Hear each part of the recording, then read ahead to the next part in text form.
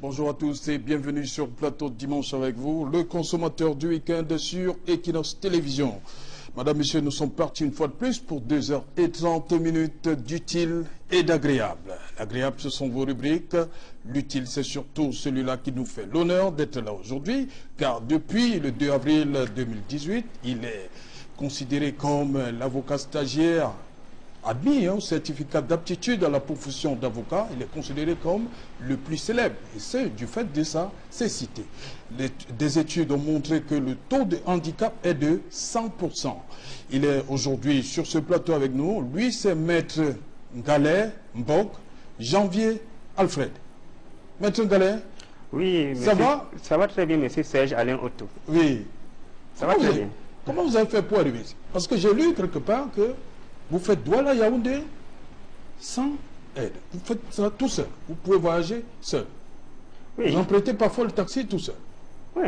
C'était le cas ce matin pour arriver ici à Bon, Equinox. c'est vrai que ce matin, je me suis fait accompagner par mon oncle, ce que je ne fais pas d'habitude. Ah bon? Bon, mais je l'ai fait parce que la dernière fois, on m'avait demandé de me faire accompagner, quoi. Ah. Non, c'est parce que vous m'avez dit que vous ne savez pas où exactement nous sommes situés. Non, non, généralement, quand je vais, bon, je sais bien que Equinox, si je dis, Oui. soit au taximan que je vais à Equinox, à Bonacouan, Oui. mobile Bonacouan, et on Oui. peut pas, on va m'amener là-bas. Ok. Bon, mais quand vous avez insisté que je me fasse accompagner, il me dit, ok, je vais quand même le faire. Voilà. Mais c'est tu es arrivé seul, pas de problème. Maître Ngalet, Oui, mais vous allez bien? ça va très bien, très bien. Très bien. Je me porte comme un charme. Comme un chat. Comme un charme. Oh là là. Bon, on va parler de votre incroyable destin. Hein. C'est votre histoire que nous allons raconter aujourd'hui aux Pas de soucis, personnes pas de qui soucis. vous regardent en ce moment. Ok? D'accord. Voilà. Vous êtes venu avec votre... Vous dites que c'est la canne blanche. Expliquez-nous d'abord comment ça fonctionne. Oui, voici Parce ma qu'il y a canne. des automobilistes, parfois, ils ne savent pas... Dites-nous un peu. Oui, voici la canne blanche. Oui. Comme elle est, je l'ai pliée. Oui, Je peux la déplier comme ça, voilà. oui, Et quand je marche, voilà comment je la tiens. Je tiens ma canne comme ça. oui. Voilà. Donc, pendant que je marche, je Donc, fais de la ça va, balance. Je fais les de la balance. obstacles. Oui, ça me permet d'éviter l'obstacle. Beaucoup de gens croient que la femme blanche parle, quoi. Croient que la femme blanche s'exprime Oui. et c'est elle qui vous montre la route. Du tout, là, c'est une fausse. Ah, les gens pensent ça. Oui, ça, c'est une Oui, mauvaise information. oui. La femme blanche ne montre pas le chemin. Elle est juste là pour permettre que l'on puisse éviter, le non-voyant puisse éviter les obstacles. Oui. Ça peut être un caniveau, ça peut être une voiture garée, ça peut être même une pierre qui est en route. Oui. Et aussi, ça permet que l'automobiliste qui vient devant vous sait que vous êtes non-voyant. Ok. Et lorsqu'il veut traverser, il la lève Oui. et le taximan, généralement, il s'arrête. Ok. Bon, donc voilà. Toujours. Ils se sont toujours arrêtés lorsque Maître Bock... Oui, ça arrête souvent. Toujours. Bon, mais il faut... Moi, j'essaie toujours d'être prudent. Ça veut dire que je m'assure que les voitures ne viennent pas assez vite, Oui. bien nombreux, pour me lancer. Comment vous savez qu'elles ne viennent pas vite? Je suis le son, donc j'essaie d'écouter Oui. le bruit des voitures. Quand je vois que la route est un peu vide, il n'y a pas de bruit, là, je me lève, je me lance. Donc, je sais que si une voiture vient à distance, elle va forcément s'arrêter. Oui. Par contre, quand la circulation est dense, bon, j'évite souvent parce que ça va... Bon, il faut... Tout peut arriver, quoi. Ok. Lorsque vous, au niveau du passage clouté, vous levez la canne. Oui. Et chaque fois que vous traversez la route. Oui, chaque fois que je traverse la rue, la canne, toujours. Oui. Toujours. Ok. Et ça qui permet que ceux qui viennent savent que vous êtes non-voyants. Ok. Ça c'est bien. Ok. Bon, Maître Ngalet, dites-moi, vous avez entendu parler de cette histoire de Mbanga, une femme qui serait décédée en 2013, qui est revenue comme ça en 2018? Ah, il n'en a pas entendu parler. Hein. La revenante de Mbanga? C'est venant de Mbanga? Oui. Non, non, du tout. Un revenant? Oui. Un revenant, une femme qui est morte et elle est Oui, revenue. on dit qu'elle est décédée en 2013. Voilà, il n'a jamais entendu parler. C'est possible ça? Vous voyez que ça peut être vrai? Je crois que généralement on nous dit que dans la Bible c'est Jésus-Christ qui était mort, il est revenu 3 jours plus tard. Oui. Bon, mais moi, Une histoire de résurrection? on m'a déjà parlé des gens qui sont morts et ils sont revenus. Ah bon? Bon, mais je ne crois pas toujours parce que il faudrait que moi je vois avant de croire. Ok. Il faudrait que je sache que telle personne était vraiment morte et qu'on l'a enterrée Et un jour que je la revois, pour croire. En fait, voilà. Bon, c'est cette histoire qui a enflammé la semaine, les réseaux sociaux. On a parlé de ça, de Marie-Noël Ndogmo décédée, il paraît-il, des suites de césarienne en 2013, qui serait revenue, voilà. Mais Equinos Télévision a mené sa petite enquête sur la plume de Oriol Choumi. On regarde et on en parle juste après. D'accord. L'heure est partie, telle une traînée de poudre.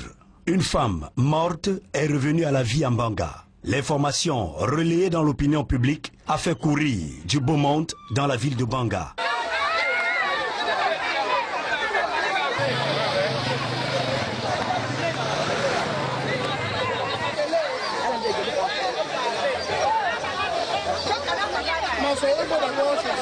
Au cœur de toutes les curiosités, cette femme, présumée morte il y a 6 ans des suites d'un accouchement par césarienne.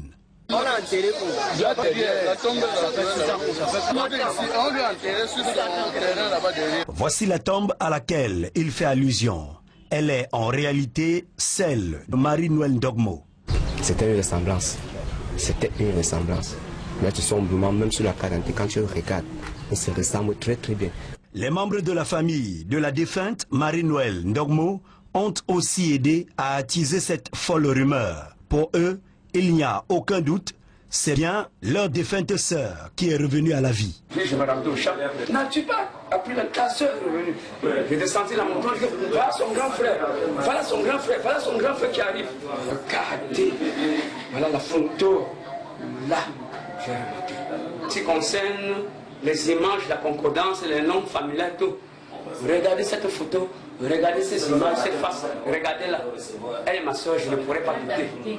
Nous décidons d'en savoir plus. Avec le commandant de la compagnie de gendarmerie de Mbanga, nous faisons une descente sur le tombeau de la défunte pour voir s'il existe quelques irrégularités.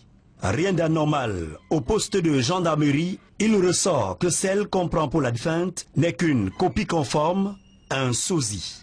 Elle se nomme Niadia Corinne et est originaire du département d'Undé et non de la Ménois, telle que l'atteste sa carte nationale d'identité. C'est une confusion. Ma petite sœur n'est pas morte. Comme qu'il marche partout comme ça, il fait des bêtises comme ça, il est malade. C'est ma petite sœur dirait Niadia Corinne. Comment en est-on arrivé là? Tadougan, duplex Ledoux, dit Lecoq, est celui par qui tout a commencé. Quand elle était arrivée chez moi, je l'ai vu ressembler à ma feu femme. Et qu'aujourd'hui, elle me dit que non, ce n'est pas ça. Que là, seulement que c'est parce qu'elle-même, elle est malade. Oui, c'est mon cœur qui battait. Vous lui avez fait le cadeau de la cour? Oui, puisque le jour où je lui ai dit de rentrer à la maison, elle a dit qu'elle va passer mieux avec moi. Elle-même a décidé qu'elle devait passer mieux avec moi. Est-ce que c'est réellement votre femme qui était morte? Non, elle ressemble, c'est la ressemblance. Même Corinne comprend pour une revenante, ne se souvient pas avoir déjà quitté ce monde un jour. J'ai pris la moto, je voulais un peu aller me balader. Aller chercher une monsieur là-bas, arrivant là-bas, je n'ai pas trouvé le monsieur là. Je dis à la moto là qu'il faut que la moto descende avec moi. La moto est descendue avec moi, je l'ai vu. Ma part de sentiment avec lui, ça a porté. Je dis que non, ça c'est un homme qui peut m'arrêter. J'ai pris la photo de sa femme, on se ressemble. On se ressemble. Vu à mesure que moi avec lui on est resté, j'ai pris soin sur les enfants avant qu'il dise que c'est moi qui est sa femme. C'est vrai ou c'est faux? C'est faux. C'est quoi? Que je suis morte. Vous avez cru à une histoire de revenante? Eh bien non, il s'agit plutôt d'une étrange ressemblance humaine. Voilà qui vient dissiper nos doutes, nos craintes et nos superstitions. Voilà, merci Jacquino Moulon et Oriol Choumi. Maître Mbo. Oui, je crois que l'histoire abracadabrantesque. Oui. Oui, parce que là, les gens se sont laissés embobiner dans une histoire. Enfin, moi, je pense que c'est dû à nos croyances. Oui. Où les gens croient toujours que la tradition, tout ce qu'on dit là-bas est vrai. Quoi qu'une personne est morte, on l'a enterrée et puis elle revient. Moi, je pense que moi, je ne pense pas qu'une telle chose peut se réaliser. Bon, Maître Ngalé, on va continuer avec cette fois-ci, c'est la ville de Douala qui nous accueille. Vous avez, sûrement autour de vous, on vous a dit qu'il y avait des tas d'immondices, de la rue de Douala, il y a un véritable problème. Dans la ville poubelle, vous avez entendu parler? Oui, je pense que ça... On vous a dit que c'était quoi le problème? Oui, je pense que c'est l'incivisme. Aussi? L'incivisme, on ne pense pas toujours qu'il faut jeter les ordures là, il faut. Mais est-ce que l'entreprise en charge d'enlever ces ordures ménagères fait son travail? Oui, même s'il ne fait pas son travail, je pense qu'il faudrait aussi que chacun d'entre nous, nous les citoyens... Et lorsque le bac est plein, on met où?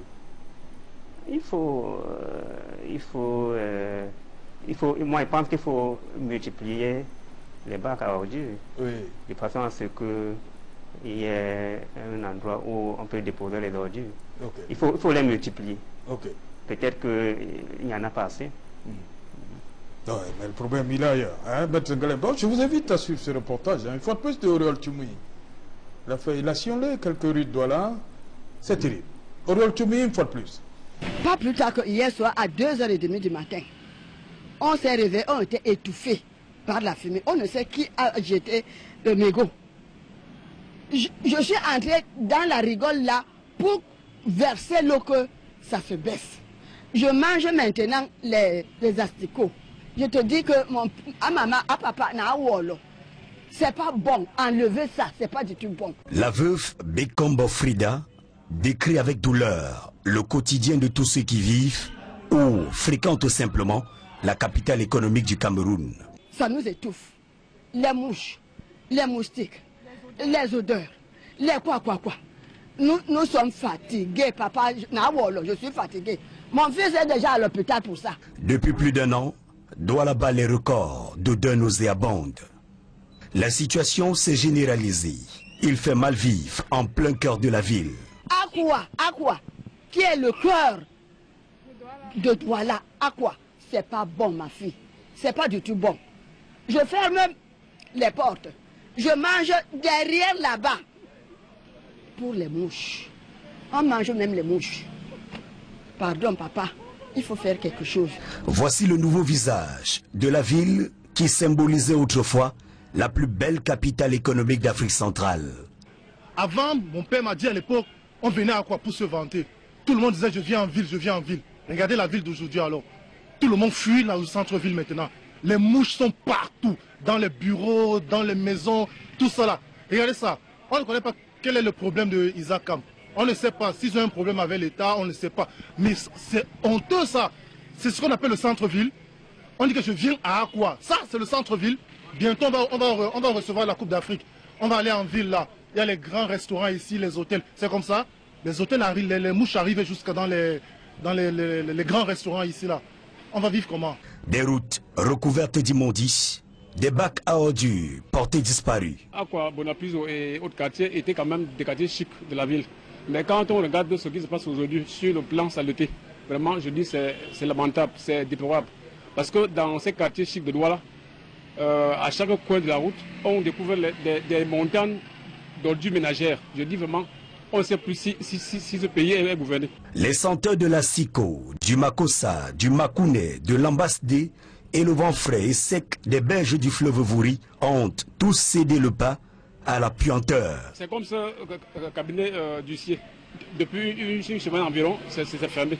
Parce qu'ils sont envahis par les odeurs nauséabondes que produisent ces ordures ménagères. Je dis que ce n'est pas bien, franchement. Douala croupit sous le poids des montagnes de déchets. Voilà. Maître. Oui, monsieur. Et là, le constat, il est...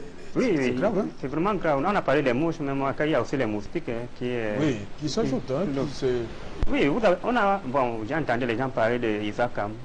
Oui, moi je pense que c'est d'abord un problème de comportement.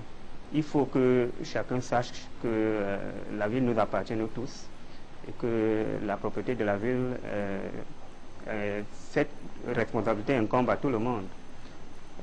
Moi je pense à comparer avec d'autres villes. D'ailleurs, quand on va au sud-ouest, je pense qu'il faut faire quelque chose à Douala. Je pense que la même entreprise qui fait le travail au sud-ouest, c'est toujours la même entreprise qui est ici. Pourquoi ailleurs c'est mieux? La ville on ne vit pas la même saleté. Donc vous comprenez. Moi je pense que c'est d'abord un problème de comportement. Je pense qu'on devrait changer de mentalité. Non, mais là, il y a un problème. Il est vide, les bacs ne sont pas. Pour ceux qui sont là, on ne les enlève pas. On les enlève, oui. Il y a des endroits où il n'y a pas de bac. Que fait la population qui consomme tous les jours? Elle est obligée de mettre un endroit. Et ça donne ce spectacle désolant. Oui, chacun a sa part de responsabilité. Il y a la population, il y a aussi les autorités. Je Voilà, pense qu'il faut que chacun joue son rôle. Isaac en parle des factures qui ne sont pas payées. Qui ne sont pas payées, oui. Voilà. Donc du coup, il n'arrive pas à remplir son cahier de charge. Qu'est-ce qu'il faut faire? C'est l'État toujours? Ce qu'il faut faire, je pense qu'il faut continuer d'en parler. Il faut continuer d'en parler, de continuer à sensibiliser les pouvoirs publics. Et sensibiliser les populations pour que nous tous, nous devons décrire ce genre de choses. Parce que lorsque la ville est sale, c'est la santé des milliers de Camerounais qui en pâtit. Donc, il y a un gros événement qui se prépare là, en 2019, la Coupe d'Afrique. Oui, la Coupe d'Afrique. Oui, les étrangers vont arriver et puis ils vont se rendre compte de ce qu'il y a ici. Vous pensez qu'on va faire quelque chose avant la Coupe? Bon. Que les étrangers aient l'impression que tout se passe bien? Bon, je ne pense vraiment... Ça va changer quand même avant la Coupe d'Afrique. Peut-être, ça va changer un peu. Peut-être un peu. Oui. Mais après, bon, moi je ne pense pas que la Coupe d'Afrique... Après la Coupe d'Afrique, on va retomber dans la retomber. Moi je ne pense pas que c'est la Coupe d'Afrique qui va venir nous changer. Moi je pense que le changement doit être permanent. Oui. Il doit être permanent. On ne doit pas changer parce qu'on veut embellir l'image du Cameroun juste pour un petit moment, pour faire croire à l'étranger que tout va bien. Et après, dès que l'étranger s'en va, et on retombe dans le même travers. Voilà. Je pense que c'est notre ville. Oui. Nous devons être à l'aise dans cette ville. C'est le même phénomène là-bas à PK12 chez vous? Oui, beaucoup. Moi, je pense que c'est d'une manière générale. D'une manière générale, il faut continuer. Moi, je pense que le travail que fait déjà est très important. Il faut continuer à sensibiliser les gens, à sensibiliser, à dénoncer. Je pense que les autorités doivent beaucoup travailler pour pouvoir permettre que nous vivions dans un environnement sain. On va rester à PK12, hein? Ça c'est chez vous, PK12, c'est ça? Bien sûr. Voilà, PK12. Mais vous avez entendu parler de Bob Marley? Oui. Bob Marley est un très grand musicien. Oui. Il est parti il y a 37 ans, hein? Il y a beaucoup d'années. Mais des gens continuent à... C'est-à-dire sa philosophie est restée. Hein? On va rentrer donc dans votre quartier, le San Malo Malam. Vous avez entendu parler? À PK12. Non. Il y a des gens des adeptes hein, de la philosophie Rasta, qui sont installés là-bas. D'accord. Bon, madame, monsieur, une fois de plus, Oriol Choumi, dans le San Malo Malam, PK12, les Rasta. Regardez. Ici parle la nature. Cet espace a l'air anodin, mais il symbolise un esprit, toute une histoire. Cameroun, regarde la vie, ici au Cameroun. Environnement protégé, Brigadia se bat chaque jour à le valoriser. Ce père de famille se souvient avec nostalgie de ses premiers amours avec le Rasta. J'ai été en Côte d'Ivoire. J'ai découvert Rasta. Bon, ça m'a fait... Moi, je ne savais pas qu'il y avait des gens comme ça. Je suis rentré au pays. Un jour encore, quand je venais chercher le terrain vers ici, j'ai découvert encore d'autres Rastas qui sont à l'entrée là-bas. Et quand j'ai commencé à être dessus avec le travail de l'homme blanc, c'est-à-dire, j'ai pensé à beaucoup de projets, mais quand je veux réaliser, on me saute du travail, bon, ça m'emmerde. Et c'est comme ça qu'un jour, je me mets dans la prière. Et mon Dieu me dit, il faut devenir Rasta. Le Rasta, un mouvement d'auto-identification reconnu depuis 1962. Il va au-delà de la musique et pour Brigadia, chacun recèle en lui un génie créateur, le Rasta. Il y a 3 catégories de Rasta que je vais vous dire. Il y a un Rasta aventurier, il y a un Rasta curieux et il y a un Rasta confirmé. C'est-à-dire confirmé, toi qui as cette mission, tu es réel. Tu es réel parce que tu vas faire Les gens vont tester, ils vont toucher et ils vont apprécier. Inspiré de la légende de Bob Marley, Brigadia se bat à créer un jardin Malo Malam. Marley, c'est un prophète. Parce que c'est notre chemin. Bob est inévitable. Il a tout dit. Bob est un... Moi, c'est un symbole fort. Ici, l'expression artistique et la créa se conjuguent pour rester en parfaite harmonie avec la nature. Rasta, c'est l'homme qui n'a pas été colonisé. Pendant qu'on a proposé tout ce qui est bien, qui miroite, Rasta est resté à sa culture. Mais Rasta veut prouver qu'avec lui et nous-mêmes, on peut faire. Mais le développement du jardin Malo Malam implique des moyens financiers pour l'entretien de l'espace vert, le jardinage, mais surtout l'agriculture. Des moyens que Brigadia ne dispose pas. Donc si on peut nous accorder un peu de terre et les moyens qui nous accompagnent, non, d'ici 10 ans, il n'y aura pas la famine dans ces pays-ci. Les Rastafari sont convaincus que la promotion de la culture et du tourisme camerounais passe d'abord par le Rasta. Voilà, merci Auriol Tchoumi. Retour de PK12. Voilà, bon, dites-moi, tout se passe bien, ça va jusque-là? Ça va. Moi, je pense que là, c'est une découverte. Hein. Oui. À PK12, vous ne savez pas que ça existe? Bon, j'entends fois parler des Rastamen. Moi, je ne savais pas qu'il y avait... Il y a des personnes qui étaient tellement... ils sont dans cette philosophie-là. Dans cette philosophie, Je pense que Bob Marley a laissé les disciples. Ah oui, ils sont de plus en plus nombreux. Hein. Oui. Voilà, on va rester donc à PK12 où notre équipe vous a rendu visite. C'est bien cela? Bien sûr. Voilà. Donald Biskamga et Eric W. Ouattara. Ils étaient chez vous? Ils étaient chez moi jeudi. Oui. Puis après, on vous a vu ailleurs? Oui. Ils étaient chez moi jeudi, ils étaient au cabinet vendredi. Oui, voilà. Tout ça, on va voir ce que ça donne, hein, Maître Ngalé. D'accord. Voilà. D'accord.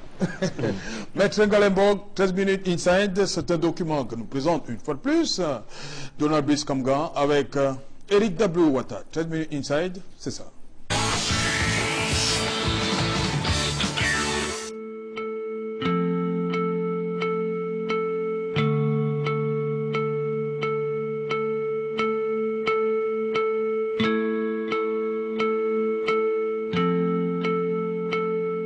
Maître Janvier Ngalemborg, c'est l'une des principales particularités de la cuvée 2018 des avocats arrivés en fin de stage au Cameroun. Le malvoyant a été admis à l'examen national de fin de stage.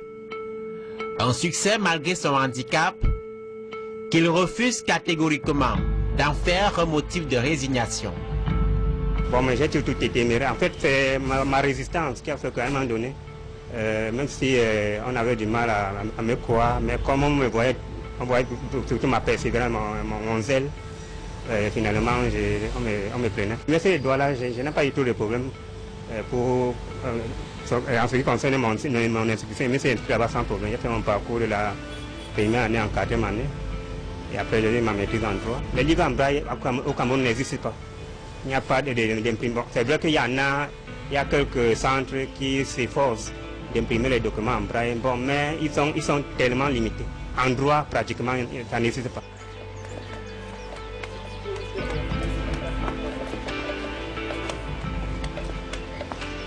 Son autonomie est son principal credo. Ni le handicap, ni le relief de la route n'est un obstacle pour Janvier.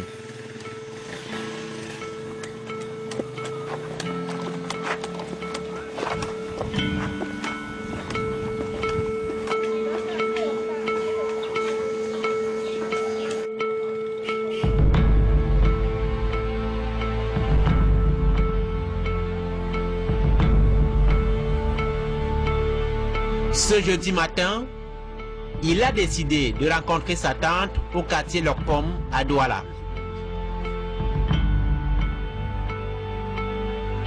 Dix années et plus qu'il n'a plus revu Marthe.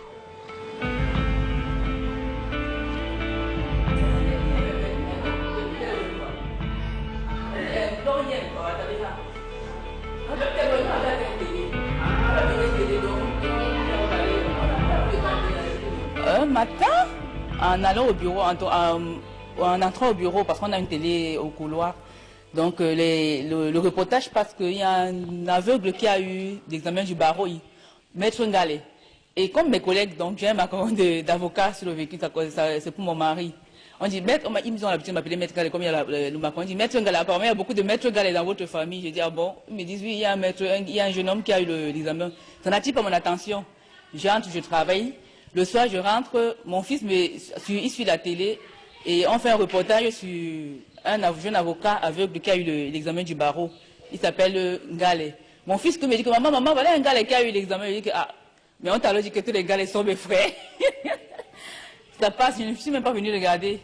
5 jours après, mon petit frère m'envoie les images de notre neveu qu'il a capté sur Facebook, disant qu'il a eu l'examen du barreau, quelqu'un tente d'apprécier un aveugle a eu l'examen. Après, il me dit que, ah, donc c'était mon fils dont on me parlait depuis là, ça n'a même pas attiré mon attention, j'étais tellement contente. Malheureusement, comme ça fait longtemps, je n'ai pas eu de ces nouvelles, et sa maman même, je n'ai pas son numéro de téléphone, elle m'a passé un téléphone. Je n'ai pas pu l'appeler, mais comme Dieu sait faire ces choses, lui, il m'a appelé quelques temps après. Cette fois, nous sommes en Bengue City, Papeka 12, dans le 5e arrondissement de Douala. C'est ici, chez son oncle Paul, que Maître Janvier Ngale a passé le clair de sa vie, fait l'essentiel de ses études, notamment les sciences juridiques et politiques, à l'université de Douala pendant 4 ans. Il m'a dit plusieurs fois, tonton, ça va aller. Parce que son espoir, il peut dire que c'était son dernier espoir. Hein. Il a eu la métier, ça fait pendant au moins 8 ans.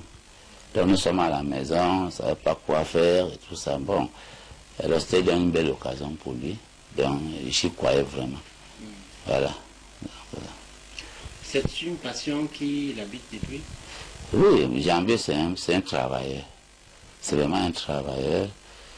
Les exemples ici à la maison, pendant que nous on dort, il est en train de travailler. Quand vous vous réveillez le matin, dans la nuit, il est sur sa machine en train de travailler. Là où il venait de dire qu'on ne voulait pas qu'il parle parce que c'était vraiment la une dans cette école.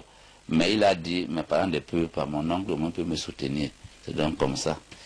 Janvier a donc eu son bac au lycée.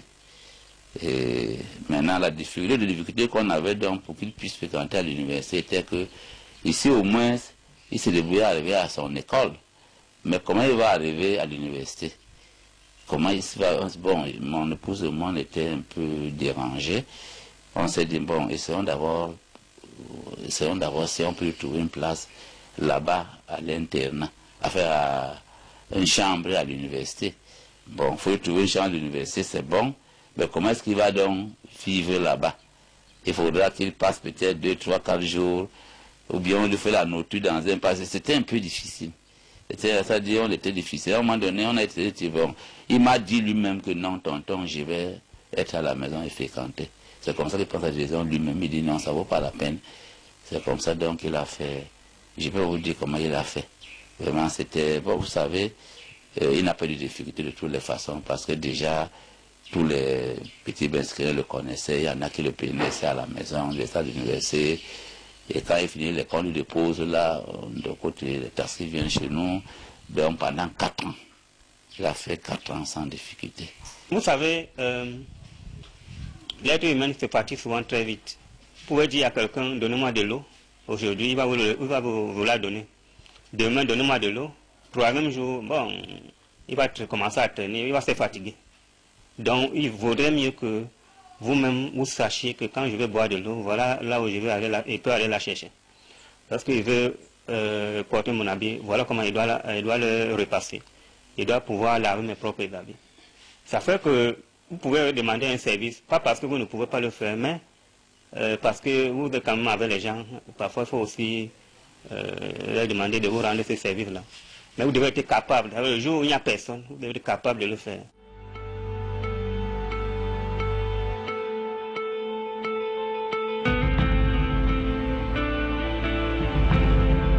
Ses passions, la lecture, l'information.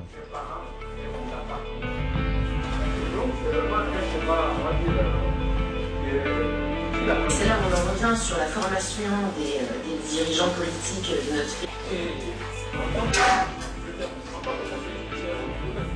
Ne veux pas les informations. Oui. D'abord,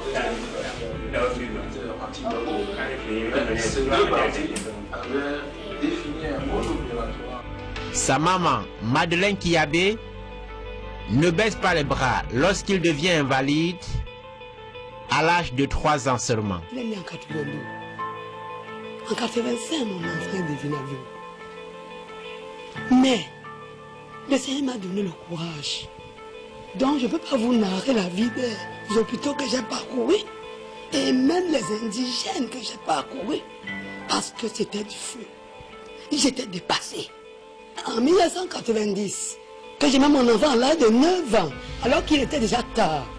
Parce qu'à partir de 6 ans, comme nous aussi, on prend les enfants à la cible. Mais avant, je vais vous dire quelque chose qui m'a impressionné dans la vie de mon enfant, parce que j'ai su que mon enfant sera un intellectuel, par la grâce de Dieu. Mon enfant, à l'âge de 3 ans, que je vous dis, il citait ABC jusqu'à Z.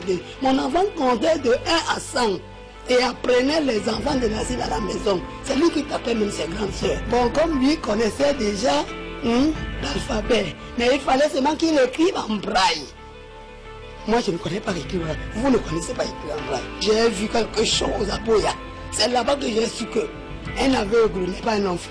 Il y avait les professeurs aveugles qui étaient mariés, avaient des enfants, avaient les voitures d'un bengataire et qui mettaient leurs femmes à l'école. Mais j'ai dit, waouh, ça peut aussi arriver un jour à moi si j'ai commencé à enlever les larmes de pleurs. Parce que je pleurais trop. J'ai dit qu'il y a quelque chose. Mon mari ne me comprenait pas. Il dit, ah, Foulouka, j'ai dit qu'on va voir. J'ai signé, j'ai mis la main au sol. J'avais 35 ans. Ils m'ont dit, reviens à 1 mois pour voir. Parce que ici, nous, on évacue les enfants qui ne font rien. S'il fait quelque chose, il sera admis. C'est là que je rentre après 1 mois. On me dit, ton fils sera un intellectuel. Regardez là où j'ai alors maintenant la foi. Pardon, on va chercher l'argent pour que ton fils aille en Europe. Papa, je suis parti au village, en Katimini, avec la gossette de ma dernière fille qui a 25 ans aujourd'hui. Quand il rentre souvent à la maison, il travaille dans son boulot. Oui, je le vois souvent en train de travailler. C'est ça qui m'inspire. Ça me plaît. Et mon inspiration vient aussi du fait que j'aime défendre les gens. Oui, j'aime défendre le bon. Oui. Je l'appelle le grand Popo. Et quand il rentre, je dis bonsoir, tu nous as gardés. Il me dit non. Pourquoi? Il n'y a pas l'argent. On n'est pas obligé de vous garder tous les jours. Quand je lui dis le grand Popo, pourquoi tu n'ouvres pas tes yeux, il ne me dit rien. Mais quand je le demande, tu es comme ça, il me dit non. Je me souviens une fois, je suis sortie par la fenêtre. Je suis allée au bal. Lorsque je suis rentrée, je ne savais pas qu'il était au courant que je suis partie au bal.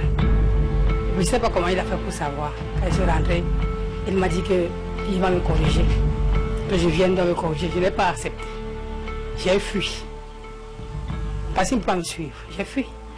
Mais lorsqu'il m'a attrapé, par hasard, il ne peut pas prendre la chicotte pour me taper parce qu'il ne voit pas là il peut me taper. Mais tout ce qu'il peut faire, il peut me faire quelque chose pour me faire du mal. Il me griffe fortement pour que je sente du mal.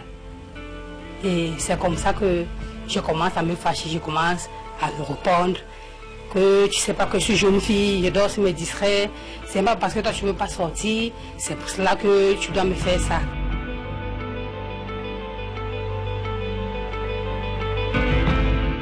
Nous sommes à Akwa. Ce vendredi, Janvier arrive au cabinet de son parent, Maître Joseph-Claude Biliga.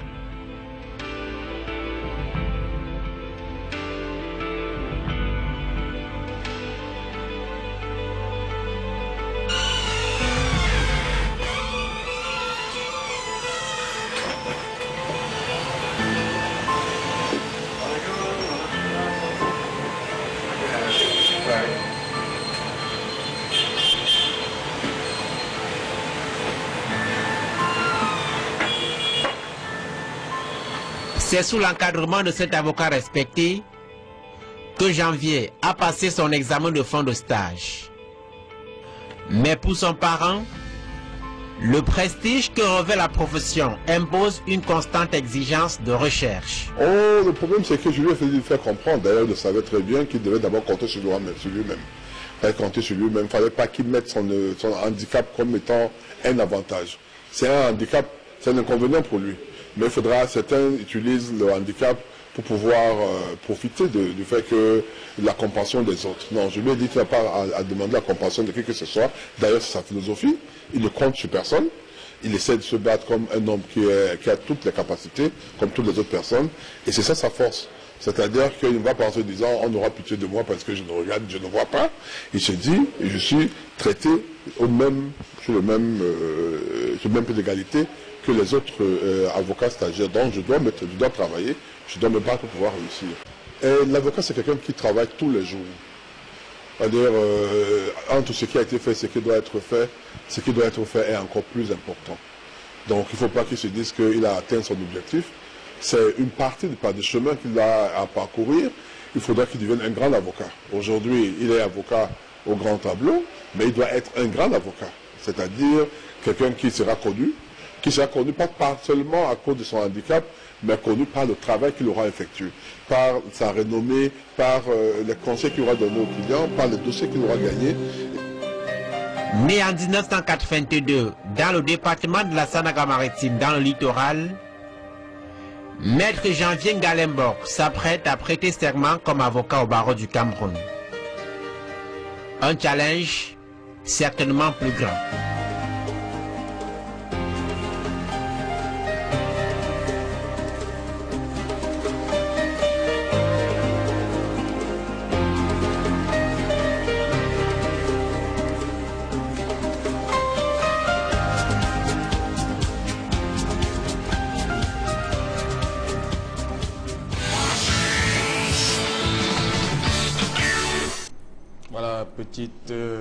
Petit rectificatif, Maître Ngalemborg est né à Badjobga, c'est bien cela? Oui, dans le Nous département. sommes dans le Nyon-Ekele.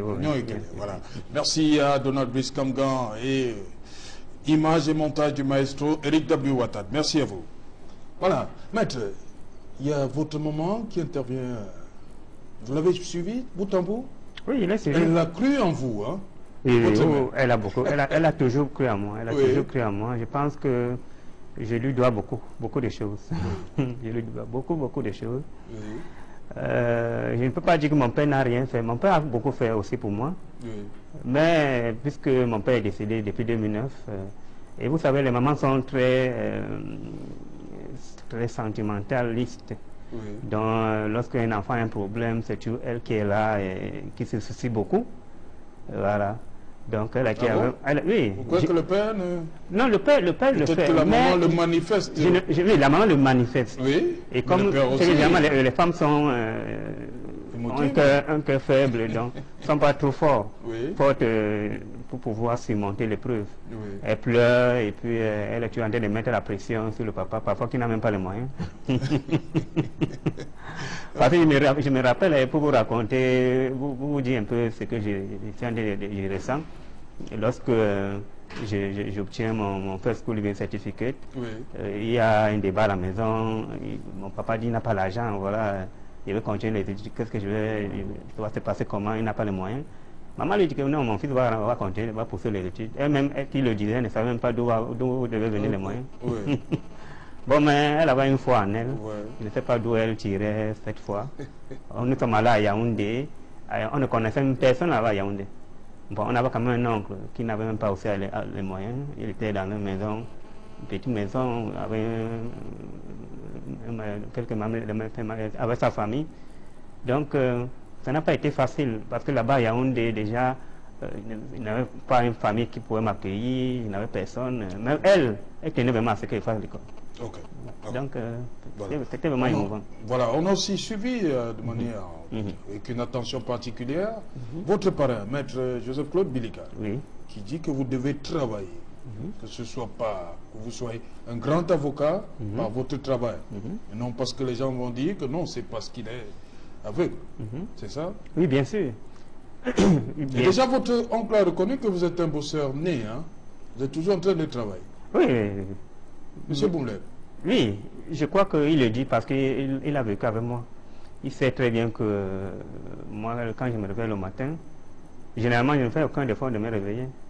Je me réveille à 1 heure, tout naturellement. 1 heure du matin? 1 heure du matin, tout naturellement. Je n'ai pas d'effort. Non, même si je dors à 23, même à 22 heures, je peux me réveiller à 1 heure. En fait, je suis... Le sommeil, oui, j'ai souvent le problème d'insomnie. Oui. Bon, peut-être c'est un avantage aussi pour moi. Un avantage? Oui, c'est un avantage, puisque ça me permet, en ce moment-là, c'est le calme qui... Oui, tout est calme. Tout est calme, donc ça me permet de travailler. Bon, jusqu'au petit matin? Oui, jusqu'au petit matin, 4-5 heures, là, il peut encore avoir sommeil un peu, il peut dormir un peu, il me réveille à 7 heures, 7 heures, 8 heures, il commence à me préparer pour aller au travail. Dans le cabinet? Cabinet, voilà. Ok. Voilà. On va donc mettre... souffler un peu la musique. Hein. D'accord. D'accord. Vous aimez la musique aussi, non? Beaucoup. Ah, vous êtes un mélomane? Je crois que j'ai beaucoup aimé la musique. D'ailleurs, même avant que je n'aille à l'école, je crois que je devais être musicien. Vous devez être musicien? Oui, je chantais beaucoup, j'interprétais beaucoup de chansons. Comme laquelle? Beaucoup de Makossa. Oui, beaucoup de Makossa. Oui, un bout. Vous interprétez quoi? Par exemple... Bon, c'est vrai qu'il ne sait pas chanter au doigt, je ne sais pas comment il faisait pour chanter. Oui, faites-nous quelque chose. Vraiment, votre langue maternelle. Par exemple, chanson des petits pays. Oui. Salam alaikum, malaikum salam, mama oh, salam alaikum, malaikum salam, et ya papa oh, salam alaikum. Bon voilà, nous on va souffler avec un grand de la musique, un grand Baptiste. Sa réputation a dépassé les frontières du triangle national. Lui c'est Richard Bona. D'accord. Dans les écoles, incendie de maisons dans plusieurs villages, assassinats en série d'hommes en tenue, attaques de multiples convois, notamment celui du gouverneur de la région du Sud-Ouest Bernard Okalabilai, enlèvement des personnalités religieuses et administratives, assassinat de nombreux civils, le tableau dressé du bilan de ce dernier est sombre sur ces aspects dans cette région du Sud-Ouest. Il y a des fortes présomptions qui pèsent sur certains d'eux. Un chef de la cellule informatique au ministère des Finances qui a au plus un bac plus 1 et président d'une équipe de football au Cameroun, pour moi, c'est des signes. Des présomptions sont lourdes de conséquences. C'est le déficit budgétaire qui a alerté le FMI. C'est vrai qu'il y a aussi la balance commerciale du Cameroun qui est déficitaire, mais en premier point, ce déficit budgétaire qui est passé de 2,5% du PIB en 2015 à 6% du PIB en 2016. Le comité de normalisation, avec l'assentiment de la FIFA, a mentionné à grands traits dans le nouveau texte que désormais l'exercice du mandat de président de la FECAFOOT est incompatible avec les fonctions de parlementaire, de membre du gouvernement, de directeur général. Par exemple, tout sénateur qui nourrit l'ambition de présider aux destinées de la FECAFOOT doit d'abord démissionner de son poste de sénateur avant de postuler pour la présidence de la FECAFOOT. Si la prochaine Assemblée générale de la FECAFOOT l'adopte, il n'y aura plus d'élections au scrutin des listes. Désormais, les élections à la FECAFOOT et dans ces ligues décentralisées seront organisées sur le mode de scrutin uninominal à 2 tours pour tous les postes au comité exécutif, aussi bien dans les ligues décentralisées qu'au niveau fédéral. Nous sommes sur la voie publique là où nous sommes là. Mais les gens envahissent la voie publique et du coup les gens ne peuvent plus passer et du coup ce n'est plus la voie publique. Or il s'agit bien de la voie publique. Donc nous sommes arrivés ce matin parce que monsieur le préfet nous a instruit de revenir pour remettre de l'ordre dans cet espace marchand. Et des moyens ont été mis et nous sommes heureux d'avoir fait ce travail, d'avoir libéré l'entrée du marché. Parce que les différents coordonnateurs de cet espace marchand ont construit des boutiques sur l'entrée du marché et du coup les gens ne peuvent pas accéder à l'intérieur du marché alors même que l'intérieur du marché est vide. Est-ce que c'est normal? Parce Parce que chaque fois que vous allez prélever un impôt sur une activité interdite par la loi, vous légitimez l'activité. Il faut que les maires et les responsables des collectivités territoriales fassent leur aggiornamento sur la façon dont ils ont géré la loi portant fiscalité locale. Le premier repère, c'est que j'essaye d'interroger les pratiques journalistiques au Cameroun à travers la mienne propre, à travers un genre qu'on appelle l'éditorial, et j'essaie de sonder à quel point un éditorial, tout en étant un article d'opinion, c'est-à-dire une prise de position, peut gagner en densité, en consistance, de manière à être promu ou perçu comme un repère à la fois à l'intelligibilité des situations, mais également un repère d'action pour un certain nombre de choses. D'abord, qu'elle cesse d'être à la remorque des événements, qu'elle s'attelle à les annoncer, sans doute aussi à les prévoir et à les prédire. 2, qu'elle se mette au service d'un idéal qui est un idéal extraordinairement humain, qui est l'idéal de la paix. Ce disant, je n'assigne aucune fonction combinatoire à cette presse-là. Chacun prend ses responsabilités. Le dispositif démocratique confère à la presse un rôle précis, un rôle de contre-pouvoir, un rôle de watchdog. Est-ce que la presse camerounaise a réussi à jouer ce rôle? Je suis en droit d'en douter. Le carburant, les voitures administratives, c'est connu. Et puis les marchés publics. Il y a une étude de l'OMS qui dit clairement que le Cameroun paie chaque année 20% de ses ressources budgétaires dans la corruption, pour ce qui est corruption relative à l'acquisition de la commande publique. La solde était identifiée comme un poste de dépenses où il y avait véritablement, où les dépenses de l'État ont connu une envolée ces derniers temps. La masse salariale est passée à 945 milliards en 2017, sans que cela ne corresponde à une augmentation drastique du personnel de l'État. La polémique la plus vive sous son commandement porte sur ses propos qui, dans une interview aux médias étrangers, reconnaissait les dérives militaires dans le sud-ouest, en avouant notamment que l'armée brûlait des maisons dans lesquelles elle retrouvait des armes. Il avait aussi, dans cette interview, reconnu que les sécessionnistes anglophones avaient une meilleure connaissance du terrain que les hommes en tenue. Mais puisqu'il faut casser les œufs avant de faire les omelettes, c'est peut-être le prix à payer. Le temps de démanteler totalement le réseau, il fallait bien passer par là. Mais au ministère des Finances, on affirme et on assure qu'il y aura plus de peur que de mal. Les choses vont rentrer dans l'ordre avant la fin du mois et il n'y aura aucune crainte par rapport au salaire des fonctionnaires.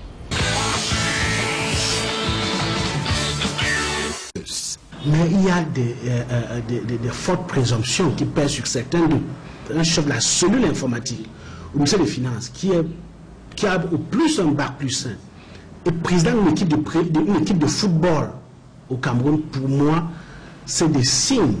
Des présomptions sont lourdes de conséquences. Voilà, c'était le maire de la télévision, mis pour vous, une fois de plus, en boîte par Varios le jockey Yankwa. Maître Galère. Oui, voilà. M. Serge-Alain. Toute cette actualité de la semaine, passée en revue, comme ça. Vous réagissez sur quoi? Oui, je pense que la trêve anglophone... Toujours. Toujours. Voilà, qu'est-ce que vous avez à dire à propos? Oui, moi je pense qu'il faut tout faire pour le retour de la paix dans notre pays. Je crois que Qui tient le levier? Je crois que le chef de l'État est le garant du bien-être de tous les citoyens, le garant de la sécurité. Je crois que... Qu'est-ce qu'il doit donc faire? Je crois qu'il devrait encore amener tous les acteurs sur la scène, donc sur la table de négociation. Je crois qu'il faut encore essayer. Il faut encore... je ne pense pas que tout a déjà été fait. On peut encore essayer de résoudre ce problème en essayant de... Par exemple, en accélérant le processus de décentralisation qui va peut-être permettre que ces pays, ces zones puissent avoir une certaine autonomie. Moi, je pense que ça peut résoudre les problèmes. Il faut accélérer les choses. Il faut aller très vite. Ok, voilà. Bon, on arrive dans le lycée de Doreen. Voilà. Quelle classe vous avez dit? Première? 4 de première, oui. Première, c'est A4, ça? oui, A4 allemand. A4 allemand. Là aussi, vous écrasez bon, vos camarades? Il faut dire... Ça devient compliqué? Oui, c'est un peu compliqué parce que... Pourquoi? C'est compliqué parce que déjà, les classes, j'arrive dans une salle de classe, on est au moins 120 élèves. 120 élèves? Oui, dans cette salle de classe. Et vous savez, chaque établissement a sa méthode de prise en charge des élèves. Ce n'est pas toujours facile. Il faut me dire que pour que je m'inscrive au lycée, ça n'a pas été une chose facile. Il s'est arrivé, quand j'ai donné le mot au proviseur, plusieurs rendez-vous. Non honoré, c'était pas le respect. Il y avait des places. Mais, sur ces doutes-là, est-ce que je pourrais m'en sortir, malgré que j'avais déjà fait une bonne partie de mon parcours, de mes études secondaires jusque-là. Oui. Bon, mais vu ma témérité, mon enthousiasme, il a donc décidé de m'inscrire. En premier A4? En premier A4. Dans le probatoire cette année-là, il n'y a pas de problème? Non, j'ai eu le probatoire. Ouais. Mais j'ai quand même beaucoup bataillé pour que je puisse avoir mon examen en fin d'année. Puis j'ai enfin eu. Mais je n'étais pas aussi brillant que les autres années. Donc voilà, c'est une autre réalité. C'est une autre réalité. Bon, mais en terminale, j'ai repris du poids de la bête. Parce que j'ai quand même fait aussi une bonne année scolaire en classe de terminale. Ah bon? Bien sûr. Tu avais des camarades comme Alain Péquet? Oui, comme Alain Péquet. Oui. Ah bon? Oui. Il faisait comment lui? Oui, il faisait comme tous les autres camarades de classe. On a fait la classe de terminale, après nous sommes allés à l'université de... Alain Péquet? Oui. Vous l'avez vu depuis? On nous demande à courir au téléphone, je crois que ça ne fait pas encore une semaine. Ah bon? Oui. Il était où? Il était à Yaoundé, il m'a dit qu'il était à Yaoundé. Il m'a dit qu'il était à Yaoundé. On a fait dans la classe du terminal. Notre camarade Alain Péquet? Oui. Il était à Yaoundé quand vous avez causé? Oui. Il est là sur ce plateau avec vous? Ah. Alain est là? Alain? Bonjour. Bonjour Alain, bonjour. C'est comment? Ça va bien, ça va. Ça fait immense plaisir de nous voir. Ah là, quelle surprise. N'est-ce pas? Beaucoup de surprises. Je l'ai fait pour toi. Merci Alain. Okay. Comment tu vas? Ça va très bien. Mais tu m'as dit pourtant que tu étais à Yaoundé. Oui, je l'ai fait pour toi. Je me suis déplacé. Ah là là, c'est une surprise. Beaucoup de surprises, merci. N'est-ce pas? Ah là là, ok. Ah, je vois maintenant. Maître, vous voyez quoi? Je vois quelque chose, quoi. Vous voyez quoi? Alain Péquet, ça va? Ça va très bien. Ah voilà, vous êtes là, vous avez fait terminal A4 avec Maître? Oui, Maître Ngalé. Lycée Doré. Oui, si. Il était quel genre de camarade?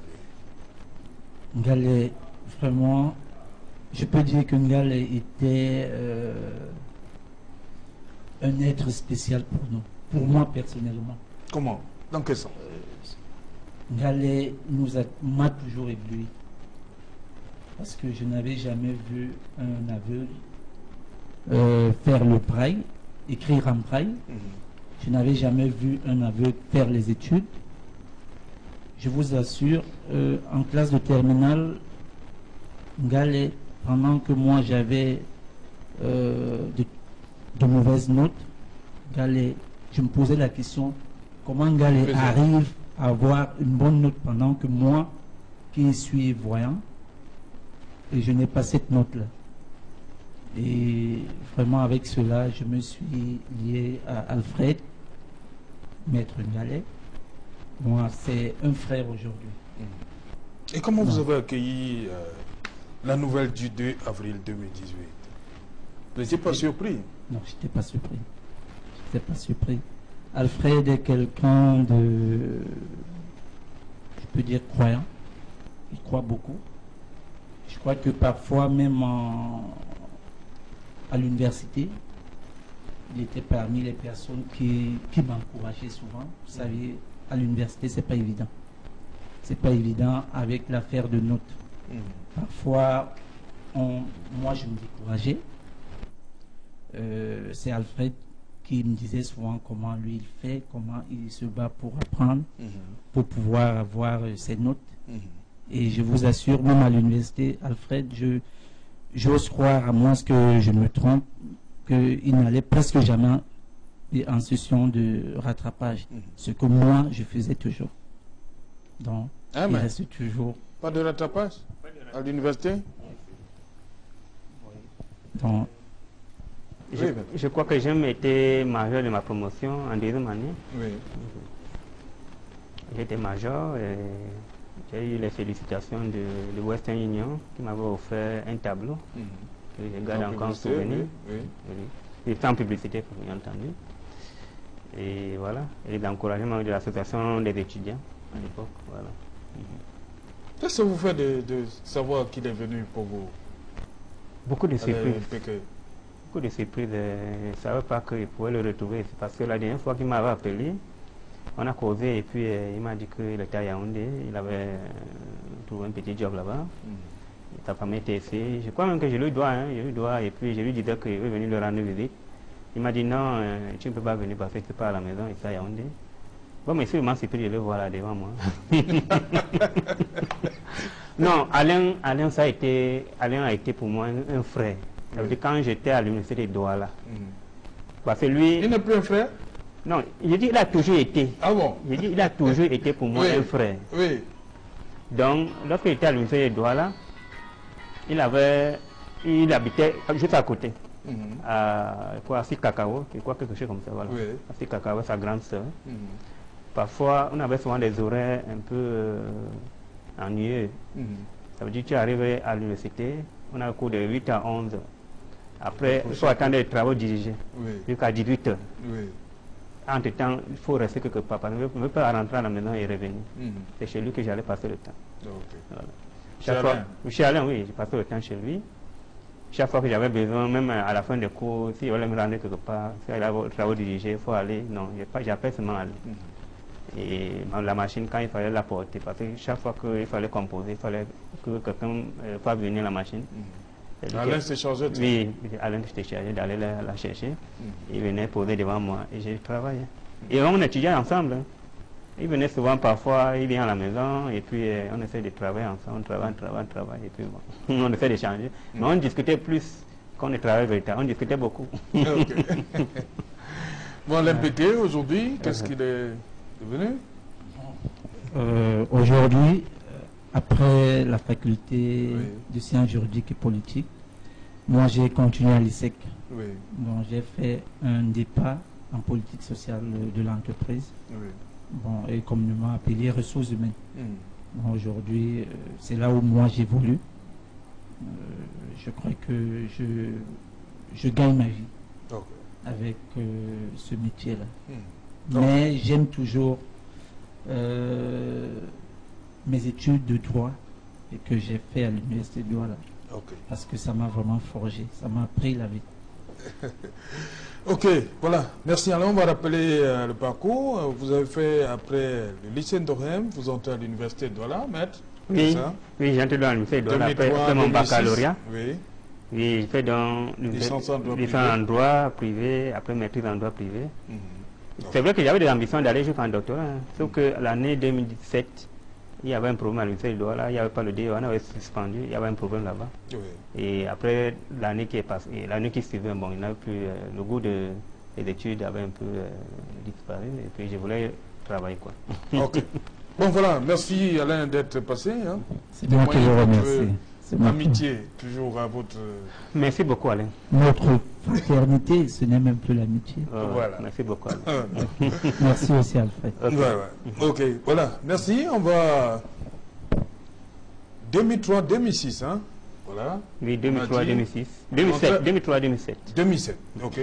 Vous entrez à l'université. Oui. Mais vous n'arrêtez pas là. Vous continuez. Oui, j'ai dit que... Vous pensez déjà à votre carrière d'avocat, c'est ça? Pas du tout. Vous ne pensez pas encore? Pas encore. Pas encore. Moi, j'étais même réfractaire à l'idée de devenir avocat. Parce que j'étais influencé par des idées négatives et négative. Déjà, l'avocat, c'est un menteur. Quand il meurt, voilà, on l'enterre, tout dodo. Bon, c'est l'idée de traverser beaucoup de matières. Mais pourquoi il va embrasser un carré comme ça, voilà. Donc, l'idée de venir, parce que quand j'obtiens la médaille en 2007, je voulais aller plus loin, mais c'est trouvé un problème à l'université de Douala. Il n'y avait pas le DA, le cycle DA avait été suspendu. Et ce qui fait que ça m'a affaibli. L'année qui suivait, il n'y avait plus le goût de l'école, j'avais perdu le goût de l'école. Mais je voulais seulement faire, soit les affaires ou travailler, gagner de l'argent, quoi. Voilà. À l'université, vous n'avez pas eu que aller péquer? Oui, oui. Il y a beaucoup d'autres, Bana, tout ça. Oui. La nouvelle? Pardon? Bana, Ayama. Oui, j'ai eu beaucoup d'autres camarades. Bon, je sais plus, je connais plus ceux avec qui je me suis beaucoup familiarisé. C'est vrai que quand je marche, quand je suis souvent là dans la ville, il y a des gens qui me rencontrent. Non, j'ai été ton camarade. Mais bon, j'avoue que beaucoup ne les connaissent pas exactement. Parce que généralement, c'est les gens qui me saluent juste comme ça. Oui. Et puis, ils ne peut-être parfois ne se présenter rarement. Par contre, Alain, lui, bon, il y avait Alain, il y a aussi une autre là, Thérèse, qui est actuellement, elle est mariée, elle a Ebolova. Oui. Et c'est chez elle qui gardait même la machine à l'université. Oui. Parce qu'il ne pouvait pas... Et Lionel Ayama, vous l'avez vu depuis? Lionel Ayama. Oui. Votre camarade à l'université. Peut-être que si on raconte une occasion, on s'est tissé d'amitié à l'université de Douala, peut-être me rappeler de lui. Oui, il va vous rappeler. Lionel Ayama. Bon après-midi. Bon après-midi, salut. Oui, ça va? Ça va très bien. Ouais, vous avez levé le micro. Oui, ça va très bien, c'est Jalin. Oui. Voilà. Il est là, hein, Maître Mbok. Bonjour Lionel. Bonjour. Raconte-moi un peu. Désormais maître. Oui. Oui. À l'époque, j'habite la cité universitaire. Thérèse, chez qui tu gardais la machine, est ma voisine. J'habite le bâtiment E, elle habite le bâtiment A. Et la dernière fois qu'on était ensemble, c'était lors du deuil du papa d'Alain. C'est moi, c'est dans ma voiture. En fait, je me rappelle maintenant. C'est moi qui te ramène sur moi. Là, ça va. Voilà encore une autre surprise. C'est bien. C'est là comment, maître? Ça va bien, ça va très bien. Désolé, maître. Oui, bien sûr. Je ne plus jamais camarade. Et toi, ça va? Et toi, ça va? Ça va, on bouscule. La famille? La famille, elle va bien. D'accord. Très content de te retrouver. Très content aussi, très content pour toi aussi. Surtout, comme il a dit, beaucoup de choses ont changé depuis le 2 avril. Oui, beaucoup de choses. Et il dit c'est une fierté, un honneur même pour nous, pour toute la promotion, même pas seulement pour moi. Il a dit de savoir que le premier avocat, parce que en fait, je n'ai pas connaissance, il y en a d'autres, non-voyants, il a dit est un camarade, il a été proche, on a partagé les mêmes bancs. Et je peux vous dire, Jalin, c'était vraiment quelqu'un d'extraordinaire. Parce qu'en fait, au départ, c'est de la compassion et en même temps une curiosité. Parce qu'en fait, je n'avais jamais eu un camarade malvoyant. Ce qui fait qu'à la fin de chaque cours, on était curieux d'aller savoir ce qu'il écrivait et on ne comprenait rien. C'était des petits pointillés, il avait une manière bizarre d'écrire.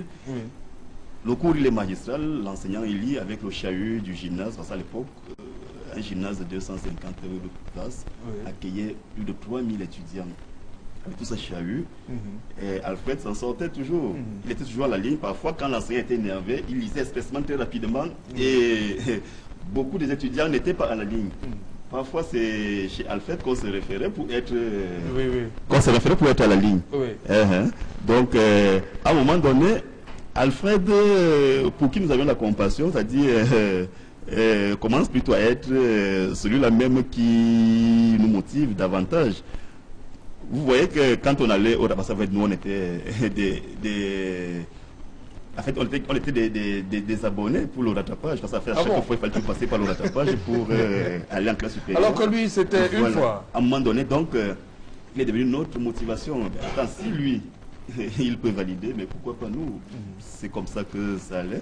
Et au départ, les premiers contacts, vous ne savez pas par où commencer. Vous voulez vraiment l'intégrer, mais vous avez aussi en même temps peur de blesser sa sensibilité. Bon, est-ce qu'il faut blaguer avec Alfred, comme je blague avec Alain, comme je blague avec les autres, tout ça? Qu'est-ce qu'il faut dire? Et puis, de temps en temps, comme ça, ce qui me marque, un jour, on fait cours, et puis on avait une camarade très récalcitrante là. Elle avance une intrigue là, et puis il reprend à côté, il dit, la fille, elle est jolie. Puis j'ai dit, mais attends, comment toi tu fais pour savoir que la fille là est jolie? Ouais. Et puis des petites intrigues comme ça là, on se rend compte, mais en fait il n'est pas différent de nous, il est exactement comme tout le reste. Et puis c'est comme ça là, donc très blagueur et parfois très intriguant. Hein. Voilà. Voilà, Maître Mbok, l'ambiance à l'université. Oui. Devant cette foule là, comment vous vous en sortiez-vous? Oui, je ferai tout mon possible d'être au même niveau, d'être à la page. Beaucoup d'ambiance, de chahut. Bon, il fallait, parce que moi ici, arrivé ici là pour faire mes études. Donc il n'est pas question que je me fasse. C'est vrai qu'on peut rigoler un peu, on peut s'amuser. Bon, mais l'essentiel, c'est le plus important, ce sont les études. Et je savais que s'il prend mal les notes, il ne veut pas valider, parce qu'il ne veut pas pouvoir étudier. Donc il fallait tout faire pour rester concentré. Okay. Voilà, Lionel Ayarma, aujourd'hui, qu'est-ce qu'il est devenu? Bon, Lionel Ayarma, après un bref passage à l'administration publique, s'est lancé dans le monde des affaires où il fait son bonhomme de chemin. Oh. Vous avez un avocat, hein, il va vous défendre. Bien évidemment, c'est le contentieux, il est énorme et les dossiers sont pleins. Oh, okay. Voilà, merci Lionel d'être passé. Hein. Voilà. Ok, Lionel, au revoir. Ok, au revoir. On est ensemble. Comme on dit en Camerounais. Ok, merci beaucoup. Voilà. Okay.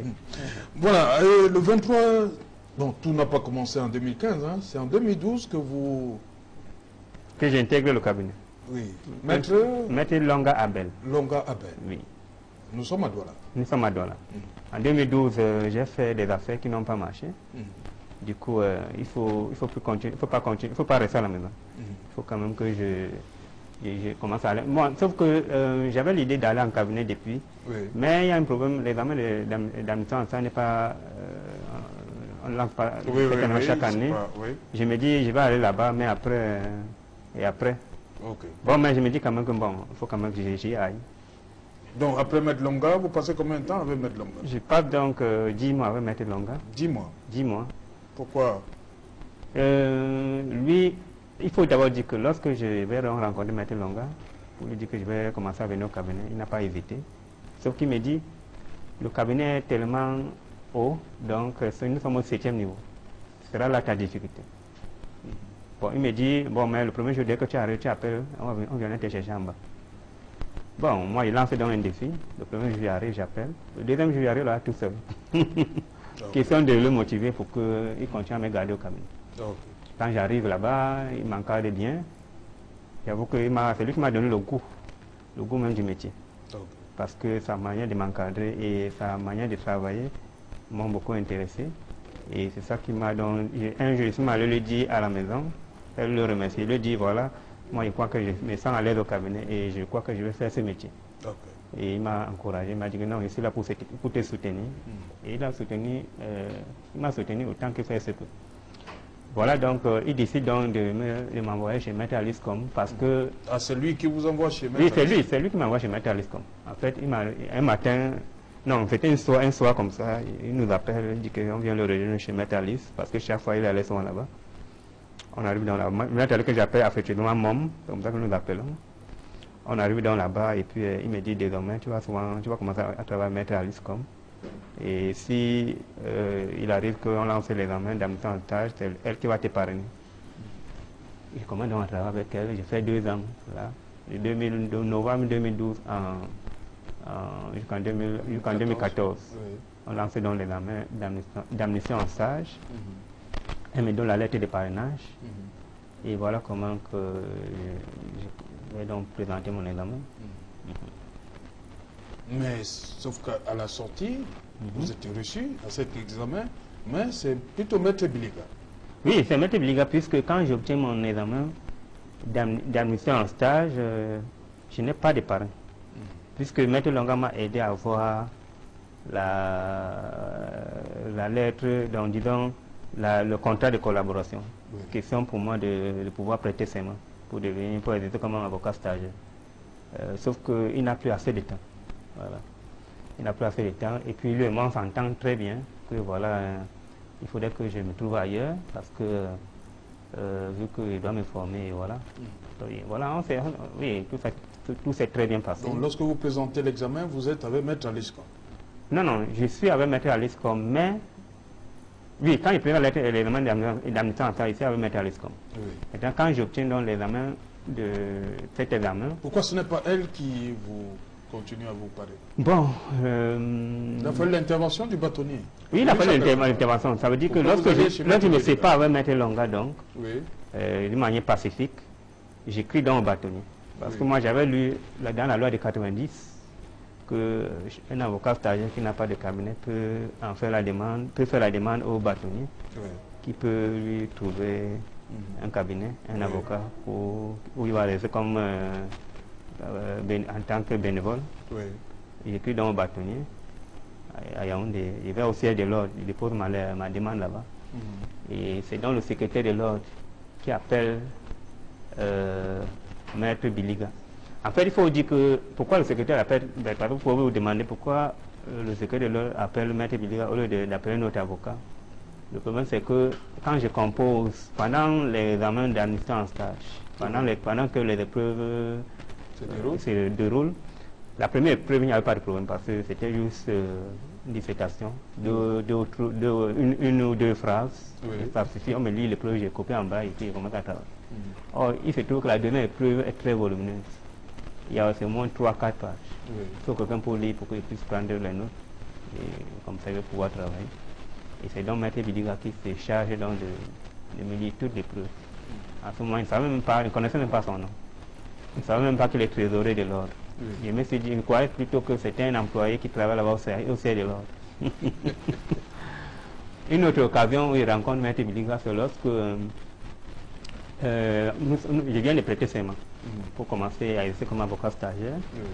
Il y a donc en 2015. En janvier 2015. En janvier 2015. Il y a donc l'assemblée élective du barreau à Yaoundé en février.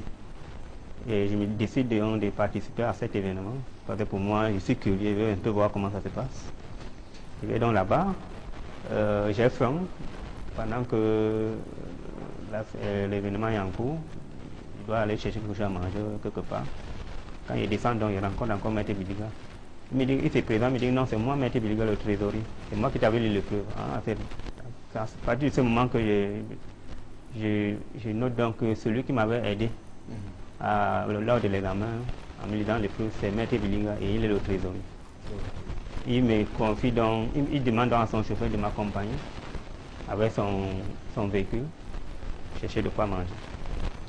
Voilà dans ces deux occasions, de sorte que lorsque je me trouve dans un problème, je suis donc face au problème de cabinet pour d'éviter mon stage, c'est lui que je vais d'abord voir.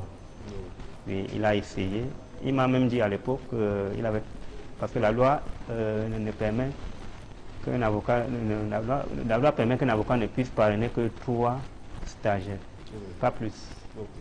Donc il m'a dit il a déjà 3 stagiaires. Il peut me prendre, peut-être il va essayer de voir s'il peut plaider pour que je puisse trouver une place ailleurs. Bon, mais quand le secrétaire l'a appelé, parce que là c'est une... De manière exceptionnelle, il a encadré 4 stagiaires. Oui, de manière exceptionnelle, parce que là c'est avec l'autorisation du bâtonnier. Donc le secrétaire l'a appelé au nom du bâtonnier. C'est comme ça que je me trouve là-bas, voilà, commandant mon stage. En mai, oui, le 5 mai 2015. Vous êtes chez Maître Biliga. Maître Biliga. Voilà. Et comment ça se passe là-bas, l'ambiance? Oui, au départ, très bien, très bien. On vous confie, Maître vous confie des dossiers? Oui, me confie des dossiers au départ. C'est vrai que ça n'a pas été facile, vu que c'était la première fois d'encadrer un non-voyant. Lui-même, à un moment donné, il se disait, je veux beaucoup travailler au cabinet. Donc, le gars, juste les dossiers. Je lui ai dit, mais il faut aussi aller aux audiences. Bon, lui, c'était pas facile parce qu'il a commencé à m'envoyer. Après, une fois, il y avait les audiences. Il y allait chaque fois avec des maîtres. Vraiment, moi, je veux aller aux audiences. Bon, Il m'a même confié que j'allais souvent faire les audiences à IDEA. Il y avait une audience, il y avait un dossier là-bas que j'allais suivre chaque fois. Et l'issue de tout ce que vous avez eu comme ces affaires qui vous a confiées? Oui, il faut dire que je ne suivais pas des affaires de bout en bout. Ça veut dire déjà, je peux suivre un dossier et après une autre personne prend le relais. Bon, je n'ai pas eu la possibilité de suivre un dossier, déjà on me confie un dossier du début jusqu'à la fin. Voilà. Bon, mais là, je peux dire que je n'ai pas encore été déçu. Je ne peux pas aussi dire que tout a été parfait. Mais je pense que les mêmes difficultés que les difficultés que j'ai rencontrées sont pratiquement les mêmes que les autres. Celles que les autres ont dû faire face. Mais c'est vrai que moi, vu ma situation, vu mon état, ça n'a pas été facile, il faut le dire. Oui. Il faut le dire, j'arrive au tribunal, parfois je ne sais pas si va à la gauche, à la droite, mais je pense que les confrères, là je peux témoigner que j'ai si tu es soutenu par les confrères. Il suffit que j'arrive là et puis il y a toujours quelqu'un pour m'aider. toujours, ça ne manque jamais. Okay. Voilà. Donc en dehors de ça, il y a une affaire qui vous aura particulièrement marqué pendant cette période que vous avez passée chez Maître Biliga? Un dossier que vous avez défendu? Un dossier, c'est celui d'un ami. Oui. Un ami qu'on avait escroqué. Et puis il est venu me voir pour que je puisse l'aider à mettre la main sur le délinquant. Et j'en ai parlé à mon parrain qui m'a donné la possibilité de prendre ce dossier en charge. Oui. Et j'ai rédigé la plainte que j'ai déposée au parquet chez le procureur. Le premier jour que j'arrive au bureau du procureur, parce que c'était le nouveau procureur. L'ancien me connaissait. Oui. Le nouveau, quand j'arrive, il me demande, la première question me pose, est-ce que tu es avocat? Je dis, mais je suis bien avocat. Et puis il était m'habillé en toge, quoi. Mais moi, j'ai compris que c'était vraiment il était tellement surpris. Okay. Voilà, il me donne donc une lettre que je vais déposer chez le commandant. On envoie donc les éléments sur le terrain pour arrêter le suspect. Oui. Et il est donc arrêté, il est conduit à la gendarmerie. Bon, il a remboursé une partie de l'argent. C'est vrai que l'autre partie n'a pas encore remboursé. bon, mais je pense que c'est une affaire qui m'a beaucoup marqué parce que j'ai touché les doigts à certaines réalités, voilà, avec les procédures, problèmes avec les avocats dans les commissariats, les gendarmes, les brigades, ce n'est pas toujours facile. Oui, c'est le quotidien des avocats. Donc vous avez l'examen, c'est passé quand exactement? Oui, l'examen a eu lieu, c'était en février cette année, voilà. Oui, 2018. Voilà. Le résultat, c'était le 2 avril 2018, de cette année. Voilà, on en parle juste après.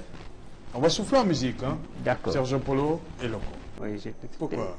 Parce que là-bas, je vois, j'entends beaucoup d'engagement revendiqué. C'est bien, bon. Est-ce que vous les comprenez pas quelque part?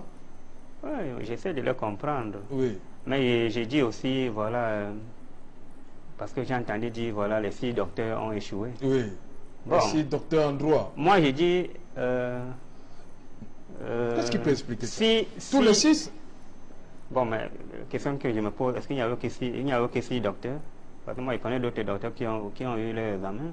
Oui. Il y en a un qui en a eu. Voilà. Et moi, je pense que peut-être il faudrait qu'on adopte un texte. Oui. Pour que ceux qui sont des docteurs ne puissent même pas composer. On puisse les amener les signatures des dossiers comme ça se passe ailleurs. Oui. Je pense qu'ailleurs, c'est comme ça que ça se passe. Et si on dit un docteur doit s'asseoir pour écrire, ça veut dire qu'il peut aussi rater l'examen. Ah, c'est parce qu'on a peur qu'il puisse rater? Peut-être, bon, il y a ça. Il y a aussi que je pense que ce serait la fierté du barreau d'avoir en son sein des docteurs. Je pense qu'on devait encourager que celui qui a quand même son doctorat, qu'on puisse lui donner la possibilité d'être au barreau, peut-être peut être un atout important. Voilà. Maintenant, s'il vient s'asseoir pour écrire, il peut aussi arriver qu'on dise qu'il a échoué.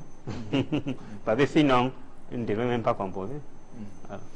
S'il s'assoit pour écrire, Ça veut dire que on peut s'attendre à ce qu'ils soient dans le même lot. Maintenant, le CAPA est en poche pour tes certificats d'aptitude, c'est ça? Oui. Et vous dites que la prestation de serment, non, en tant qu'avocat, c'est pour quand? C'est pas encore fixé. La date n'a pas encore été arrêtée. Qu'est-ce qui fait problème? Je pense que jusqu'ici, il n'y a pas de problème. Bien, on étudie. Nous sommes en train de... Nous sommes dans la phase de dépôt des dossiers. Oui. Le dernier délai, c'était fixé au 4 mai. Oui. Et ça a été ce délai a été prorogé. Du coup, je crois que des manques à les informations sur le forum. On a parlé du 15. Je crois qu'après le 15, nous aurons la date de la présentation de serment. Vous avez hâte? Oui, j'ai vraiment hâte. Je veux vraiment me sentir dans la peau d'un avocat plein, inscrit au barreau du Cameroun, et puis voir comment ça va se passer des hommes. Voilà. Okay.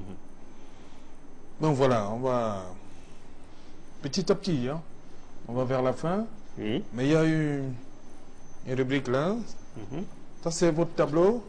Je crois qu'à la maison, chacun va se faire sa petite religion. Et ceux qui vont entrer, je vous ai dit, vous allez mettre ça où? Au cabinet, à la maison?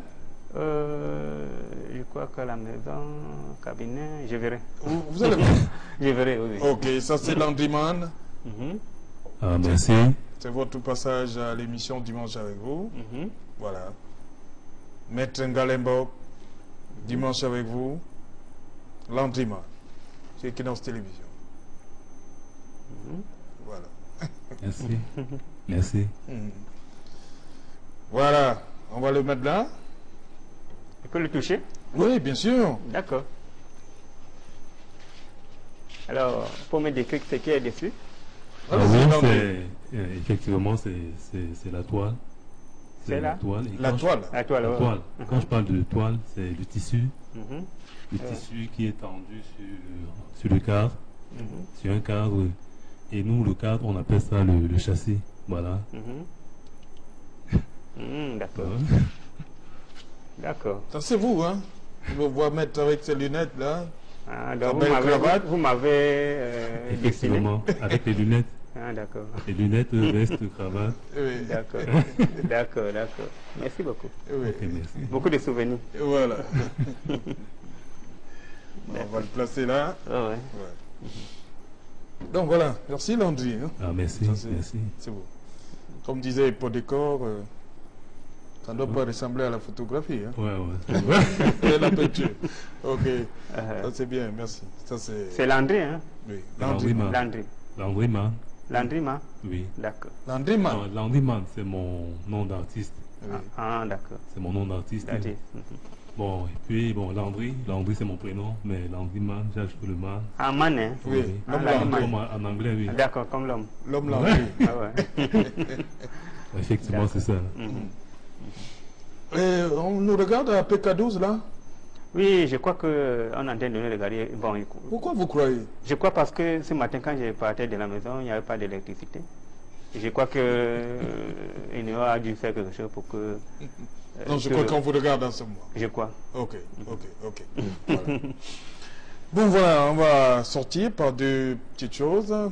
Je regarde sur votre CV, vous avez mis situation matrimoniale, célibataire sans enfant.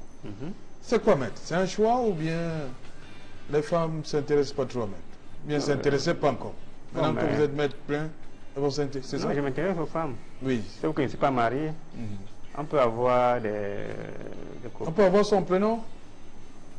Non. Oui. Non. Ah. je préfère dire que je suis un cœur à prendre, quoi. Ah bon? Oui. Je préfère dire ça comme ça. Mais vous la mettez en danger, là? Qui? Votre moitié, on va le dire comme ça. Bon, moitié c'est lorsque... On a déjà tout officialisé. On a déjà tout officialisé. Oui. Et les parents sont au courant. Ah là, les parents sont bons. Oui, la famille est au courant. Non, quand on n'est pas encore sûr d'une personne, je pense qu'on évite de... Vous n'avez pas présenté à la famille? Oui, quand on n'est pas sûr d'une personne, on évite de la présenter à la famille, de peur que demain on vienne avec une autre personne. Et ça, donc c'est vous qui n'êtes pas sûr d'elle? Oui, c'est moi qui ne suis pas sûr. Pourquoi? Parce que ça ne peut pas encore très longtemps. Il faut d'abord essayer de voir si... Donc ça veut dire que maître change de... Si vous dites que ça ne fait pas longtemps, ça veut dire que bien avant, elle, il y avait une autre. Oui, il y avait d'autres. À quel rythme vous voulez changer? Après une bêtise? Pas après une bêtise. Ça peut aussi venir d'elle. Hein. Ça veut dire qu'il peut arriver qu'on soit ensemble et puis... elle décide de partir. Elle décide de s'en aller. Ça peut être moi, ça peut être elle. Vous savez, les relations entre les humains ne sont pas toujours assez faciles. Bon, mais je reste confiant que je vais pouvoir trouver celle qui va me convenir. Et je crois que je suis en bonne voie. Donc, lors de la prestation de serment qui arrive, là, il faut le bouquet de fleurs, non? Oui, il faut le bouquet de fleurs. Je crois qu'il y a beaucoup de choses qui s'annoncent. C'est elle qui va... Oui, qui va remettre le bouquet de fleurs ce jour-là. Je crois que là, il est en bonne voie. Je crois que je lui ai même dit qu'il passait à l'émission aujourd'hui. Ah oui. Mais j'évite encore parce que je ne suis pas encore... Et vous lui avez dit ça, et vous dites en direct que vous êtes un cœur à prendre? Oui, je suis un cœur à prendre. Je suis un cœur à prendre, c'est pour qu'elle s'accroche. Vous savez, lorsque vous aimez une personne, que vous ne voulez pas la perdre, vous faites tout pour la garder pour vous. Okay. Donc lorsque je le dis, c'est pour qu'elle se dise, voilà, s'il a un cœur à prendre, je vais donc gagner ce cœur-là. Voilà, que rien n'est gagné. Voilà, que rien n'est gagné. Elle doit faire des efforts. Voilà. Et moi aussi, il doit faire des efforts de mon côté, donc c'est réciproque. Ok. Bon, voilà, maître.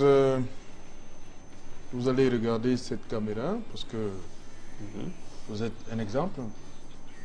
Le message que vous voulez aujourd'hui dire à ceux qui sont comme vous, déficients visuels, déficients auditifs, et même physiques. Qu'est-ce que vous avez à leur dire aujourd'hui? Ce que je vais dire, c'est que... Regardez droit juste devant vous. D'accord. Oui. Ce que je vais dire,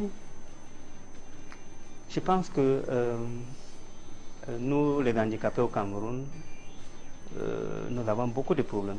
Il faut dire que le taux de chômage au Cameroun, dans le milieu des personnes non-voyantes, les personnes handicapées d'une manière générale, est trop élevé. Je crois que les pouvoirs publics doivent encore beaucoup faire. Donc je m'adresse à eux pour dire vraiment, il faut soutenir les personnes handicapées. Beaucoup font des efforts, mais ces efforts ne sont pas toujours récompensés. Il faut soutenir, il faut encourager les gens à aller à l'école. Et à la fin, il faut les trouver du travail. Et maintenant, aux personnes handicapées même, j'ai dit, c'est difficile, mais on peut relever beaucoup de défis. Mon exemple, je ne dis pas que c'est peut-être pas le modèle, mais je suis quand même un exemple. Donc, on peut faire beaucoup de choses, on peut soulever les montagnes, comme on dit. Et lorsque vous l'avez fait, ça veut dire que vous avez fait vos études, vous avez fait une formation professionnelle, vous avez atteint un niveau assez élevé, vous avez maintenant la possibilité de dire à l'État, au pouvoir public, me voici, je veux travailler, je veux avoir ma place dans la société, vous avez des arguments. Donc je dis aussi aux parents des personnes handicapées que avoir un enfant handicapé, ce n'est pas une honte dans la société. Parfois même, c'est une bénédiction. Il faut donner les mêmes chances à la personne handicapée. Les mêmes chances qu'on donne aux autres enfants, il faut aussi les donner à la personne handicapée. Pas de marginalisation, il faut tenir compte de tout le monde. Voilà tout ce que je peux dire pour le moment. Ok, et c'est le mot de la fin. Merci. Voilà, merci Landryman. Merci Serge. Voilà. Merci à vous, maître. Merci beaucoup Serge Alain Otto. Oui, merci aussi à maître Biliga qui a permis que tout ceci soit réalisable. D'accord. Voilà. Merci à la grosse équipe qui vous a suivi jeudi et vendredi. Eric W. Ouattara et Donald Brice Kamgan. Et l'équipe ici en studio, on a une pensée aussi pour le réalisateur, Séverin Chouban, voilà, qui est avec nous. Toute l'équipe donc vous donne rendez-vous la semaine prochaine, 13h30. Mais si vous avez envie de revoir Maître Ngalemborg, c'est dimanche minuit 30, mardi 13h30 et 21h45. Quant à moi, je vous dis, vous pouvez, madame, monsieur, reprendre une activité normale. D'accord.